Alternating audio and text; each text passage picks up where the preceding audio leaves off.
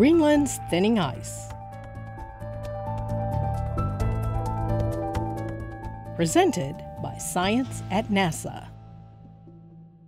With temperatures around the world climbing, meltwaters from the continental ice sheets of Greenland and Antarctica are raising sea levels.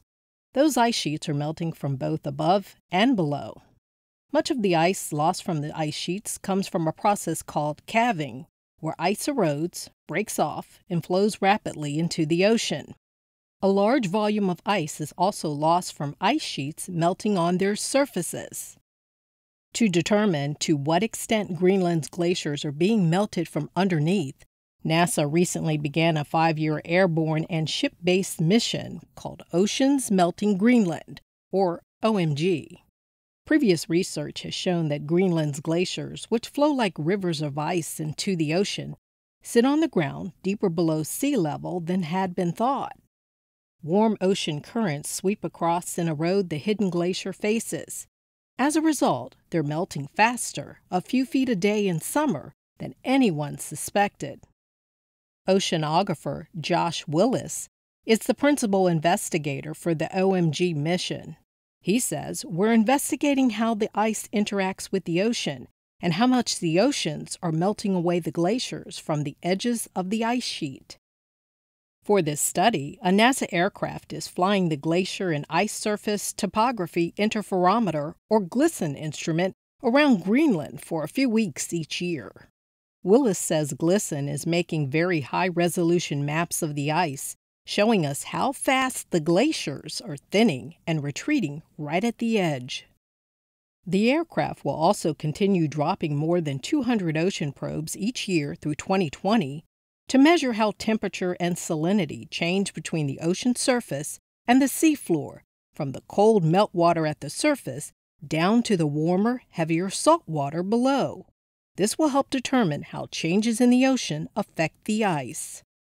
In addition, OMG has completed surveys using a ship equipped with sonar to measure the seafloor shape and depth, which affect where and how much the warm water from the Atlantic eats away at the coastal glaciers.